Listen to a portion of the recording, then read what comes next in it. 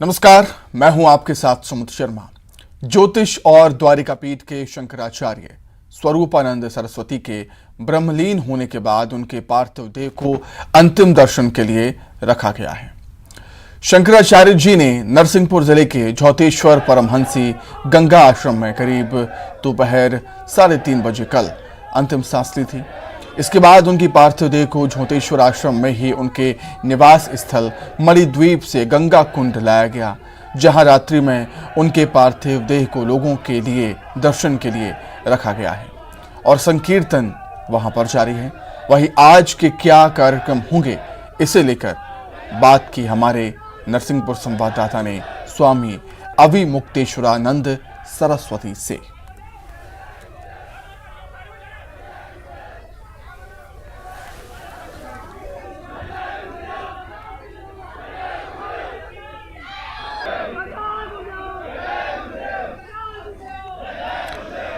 तो ज्योतिष और द्वारिका पीठ के शंकराचार्य स्वामी स्वरूपानंद सरस्वती हमारे बीच नहीं हैं। ब्रह्मलीन वो हो चुके हैं। कल दोपहर 3:30 बजे उन्होंने अंतिम सांस ली थी नरसिंहपुर जिले के झौतेश्वर परमहंसी गंगा आश्रम में।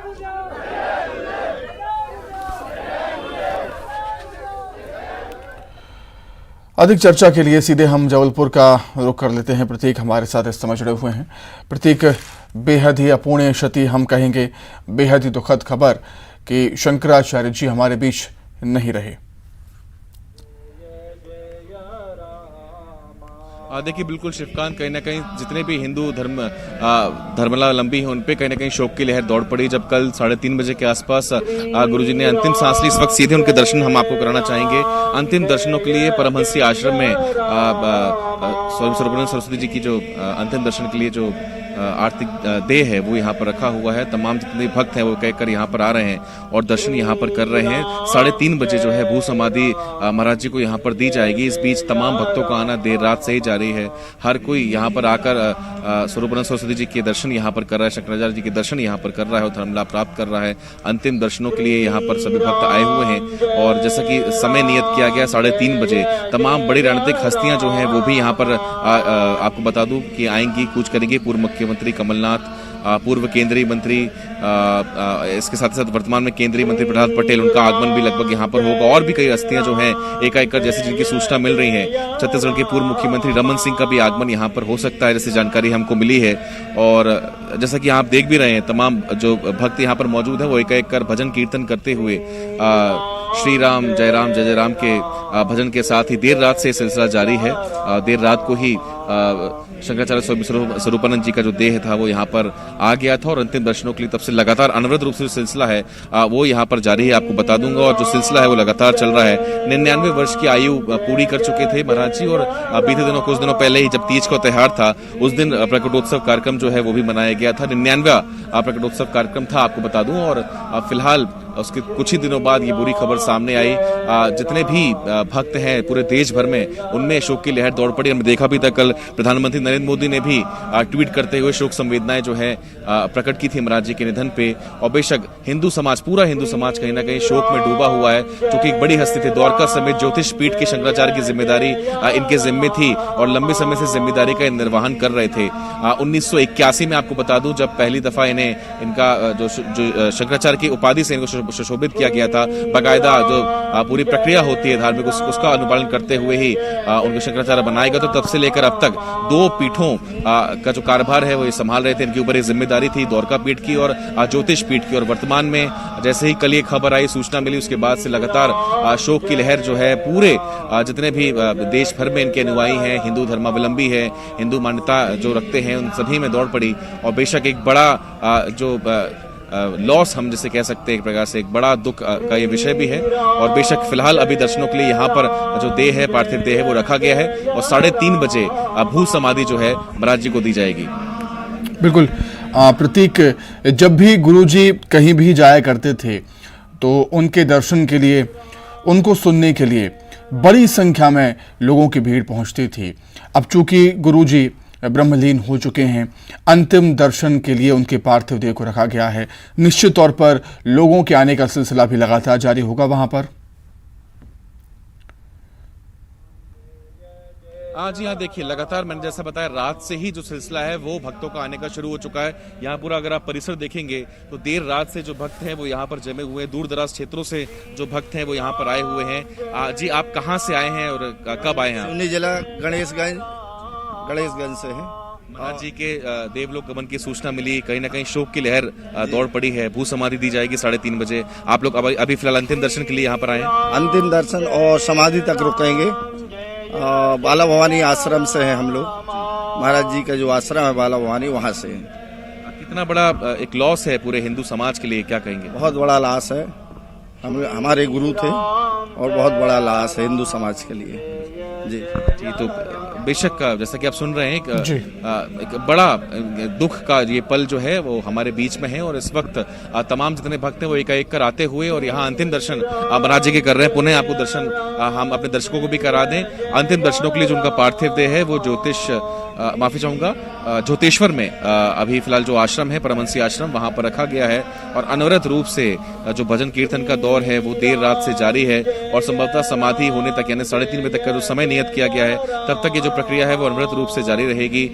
तमाम बड़े बड़े लोग, हस्तियां, या क्योंकि उनके मानने वाले उनके अनुयायी जो हैं वो बड़ी संख्या में आपको बता दूं, और आसपास के जिलों से तो लोग आ ही गए हैं। जो अन्य राज्यों से हैं, यूपी हो, राजस्थान हो, कुछ साउथ के स्टेट से भी जो भक्त हैं उनका पहुंचने का सिलसिला शुरू हो चुका है। और इसलिए जो वक्त है वो 3:30 बजे का रखा गया है आपको बता दूं, ताकि एक जितने भी भक्त आना चाह रहे हैं वो सभी भक्त महाराज जी के अंतिम दर्शन कर लें और उसके बाद 3:30 बजे जो समय नियत किया गया है उस वक्त जल समाधि जो है वो दी जाएगी। ठीक जी, बहुत शुक्रिया प्रतीक आपका तस्वीरें हम तक पहुंचाने के लिए, तमाम बातचीत के लिए बहुत धन्यवाद।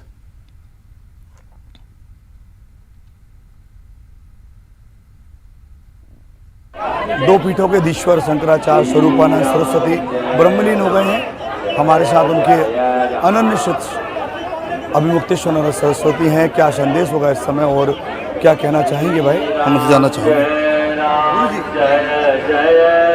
हाँ जी, क्या संदेश होगा पूरी जनता के लिए, पूरे देश के लिए? देखिए सभी लोग जानते हैं परम पूज्य शंकराचार्य जी महाराज देश के सर्व से वरिष्ठ धर्माचार्य थे। ज्योतिष पीठ और द्वारका शारदा पीठ दो शंकराचार्य पीठों के जगत गुरु के रूप में लंबे समय तक उन्होंने देश में धार्मिक नेतृत्व किया।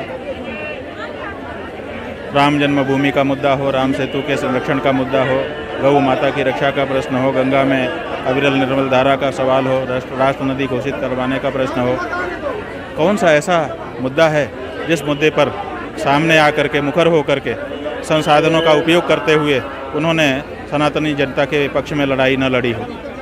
99 वर्ष की अवस्था में भी निरंतर सनातन धर्म के संरक्षण के लिए प्रतिबद्ध रहने वाले जगतगुरु शंकराचार्य जी महाराज, स्वाभाविक है जनता सब बेबल है और किसी को कुछ सूझ नहीं रहा है। ऐसा लगता है जैसे अचानक अंधेरा हो गया हो, सनातन धर्म का सूर्य अचानक ही अस्त हो गया हो, ऐसा लोगों को महसूस हो रहा है। और स्वामी जी ब्रह्मलीन हो चुके हैं। उनकी देह आप देख सकते हैं कि दर्शनों के लिए देह रखी गई है। लोग रात भर यहाँ संकीर्तन चलेगा और उसके बाद कल 4 बजे भू समाधि दी जाएगी गुरुजी के पार्थिव शरीर को।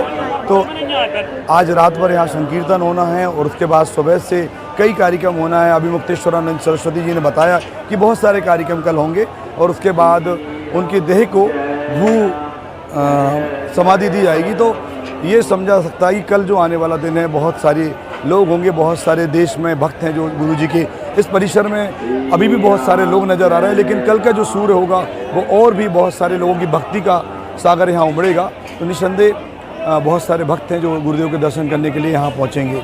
नरसिंहपुर के परमहंसी गंगा आश्रम से कैमरामैन मनोज विश्वकर्मा के साथ आशीष जैन, न्यूज़। कोई भी ऐसा कार्य नहीं है जो हिंदू धर्मावलंबियों, हमेशा हिंदू धर्मावलंबियों, सनातन धर्मावलंबियों, सभी के लिए, देशवासियों के लिए उनके हृदय में बहुत करुणा और दया, ऐसा महात्मा और ऐसा महापुरुष प्राप्त होना हम सबके बड़े सौभाग्य का विषय था। आज वो प्रकाश पुंज नहीं रहा है हम लोगों के बीच में। क्या कह सकते हैं, कोई शब्द नहीं है। कोई शब्द नहीं। अब क्या योजना है आश्रम की या कल समाधि होगी शाम को 4 बजे, उसके बाद शोक सभा होगी, उसके बाद षोडशी होगी, फिर आगे की योजनाएं बताएंगे। तो शंकराचार्य स्वामी स्वरूपानंद सरस्वती को उनकी तपस्थली में भू समाधि दी जाएगी। गौरतलब है कि सिवनी जिले में जन्मे शंकराचार्य स्वरूपानंद सरस्वती ने अपनी तपस्थली नरसिंहपुर जिले के ज्योतिश्वर की श्री वनम की पहाड़ियों को बनाया था।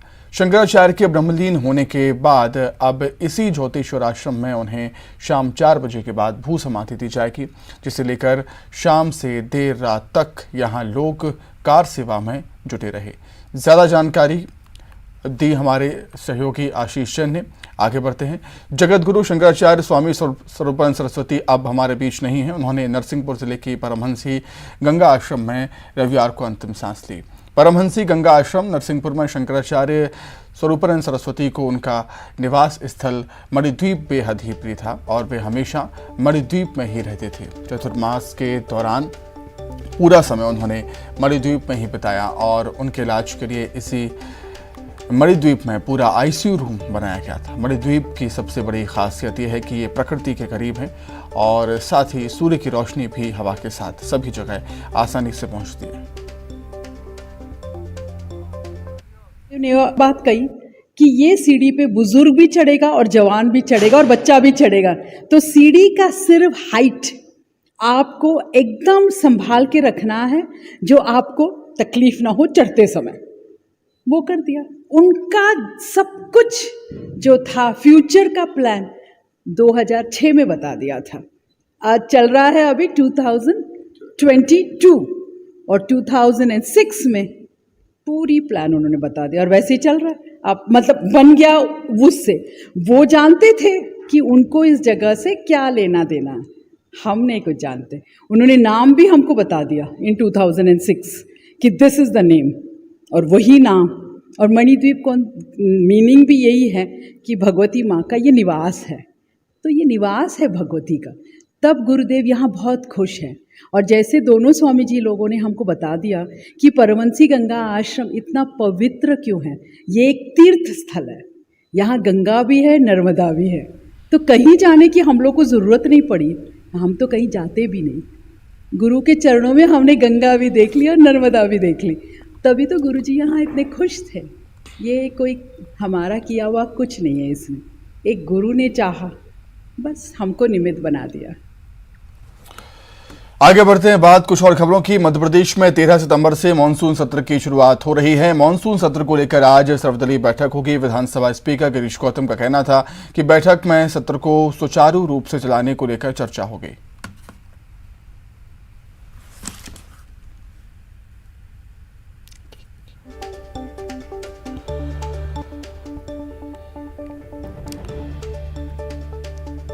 विधानसभा के मानसून सत्र की शुरुआत 13 सितंबर से होने जा रही है और सर्वदलीय बैठक आज होनी है मानसून सत्र को लेकर।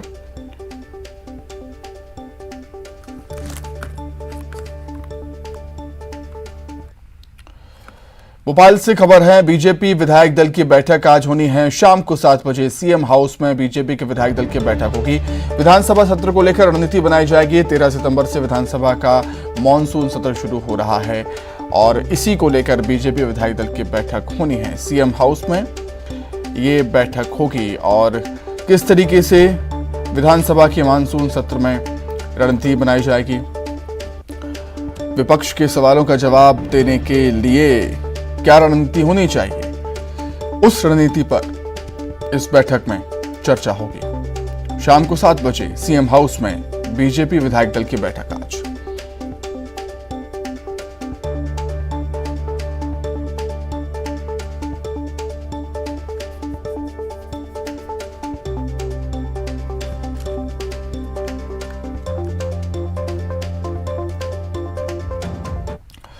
भोपाल से खबर, जयप्रकाश अग्रवाल आज भोपाल आएंगे। पीसीसी दफ्तर में कांग्रेस नेताओं से वो मुलाकात करेंगे। शाम को विधायक दल की बैठक लेंगे। कमलनाथ के आवास पर यह बैठक होगी।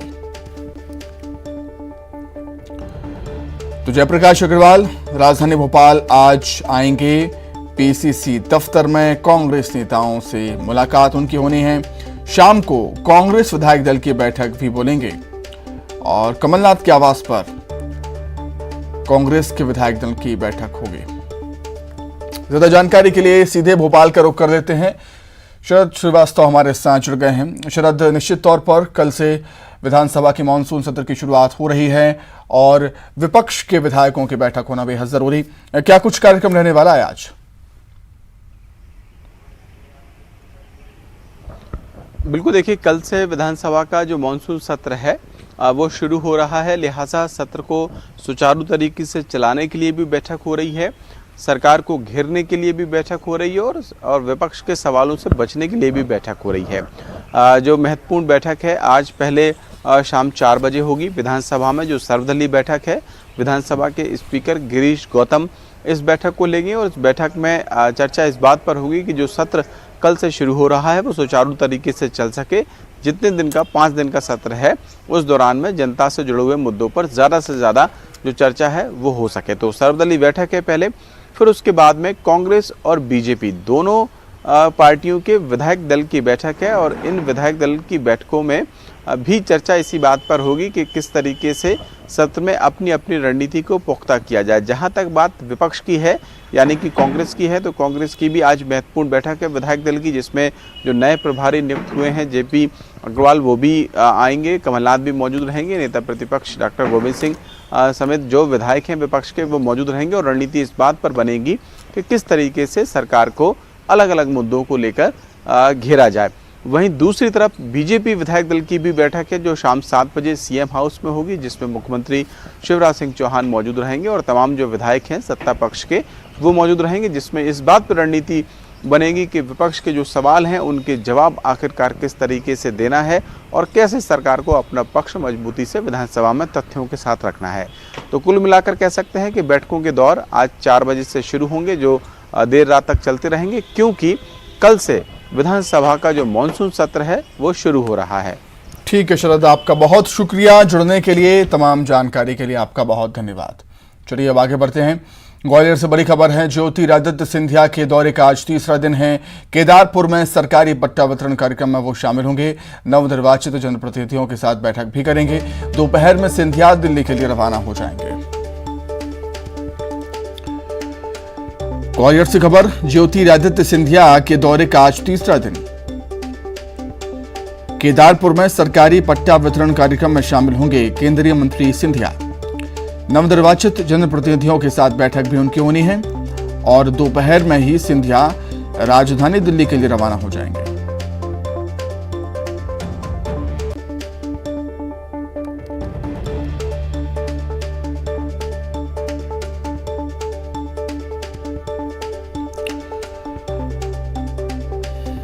केंद्रीय मंत्री सिंधिया के दौरे का आज तीसरा दिन। केदारपुर में सरकारी पट्टा वितरण कार्यक्रम में शामिल होंगे। ज्यादा जानकारी के लिए ग्वालियर का रुख कर देते हैं। सुशील कौशिक हमारे साथ जुड़ गए हैं। सुशील, सिंधिया के दौरे का तीसरा दिन है, क्या कुछ कार्यक्रम आज रहने वाले हैं? बिल्कुल, देखिए केंद्रीय मंत्री ज्योतिरादित्य सिंधिया का ग्वालियर का दौरे का आज तीसरा दिन है और आज ये दौरे का उनका अंतिम दिन भी है और आज ग्वालियर में वो केदारपुर में करीब 10:30 बजे एक सरकारी पट्टा वितरण कार्यक्रम में शामिल होंगे, जहां जो निशक्त और गरीब लोग हैं उनको पट्टा वितरण किया जाएगा। इस कार्यक्रम में स्थानीय जनप्रतिनिधि भी मौजूद रहेंगे। इसके अलावा जो नवनिर्वाचित जनप्रतिनिधि हाल ही में चुने गए हैं नगरीय निकाय में, उन जनप्रतिनिधियों के साथ करीब 1.5 घंटे के लगभग का आज सिंधिया का रूबरू कार्यक्रम रहेगा, जिसमें वो इन जनप्रतिनिधियों का सम्मान भी करेंगे, साथ ही इनके साथ बैठक करेंगे और आने वाले विधानसभा चुनाव और लोकसभा चुनाव को लेकर पार्टी के लिए रणनीति और मंथन भी करेंगे, साथ ही ताकि नए जो जनप्रतिनिधि है वो इस तरह से काम कर पाए कि आने वाले समय में जनता में भारतीय जनता पार्टी की रीति नीतियों को और विश्वास को और बढ़ाया जा सके, ताकि 2023 और 24 में उसका फायदा विधानसभा और लोकसभा में मिल पाए। इसके अलावा केंद्रीय मंत्री ज्योतिरादित्य सिंधिया पार्टी के कार्यकर्ताओं से भी बैठक करेंगे और उसके बाद आज दोपहर वो दिल्ली रवाना होंगे। तो 3 दिन ज्योतिरादित्य सिंधिया का जो ग्वालियर दौरा रहा है, कहीं ना कहीं ये बहुत महत्वपूर्ण दौरा रहा है, क्योंकि 15 सितंबर को ग्वालियर में एलिवेटेड फ्लाईओवर रोड का भूमि पूजन होना है, जिसमें केंद्रीय मंत्री नितिन गडकरी, शिवराज सिंह चौहान आएंगे। इसका भी उन्होंने मंथन किया। तो निश्चित तौर पर इस दौरे में अहम बातें रही जो सिंधिया के साथ पार्टी के कार्यकर्ताओं के साथ बैठक रही, अलग अलग समाजों के लोगों के साथ उन्होंने बैठक की ताकि विधानसभा 2023 के जो चुनाव है उसके लिए एक सोशल इंजीनियरिंग तैयार की जा सके।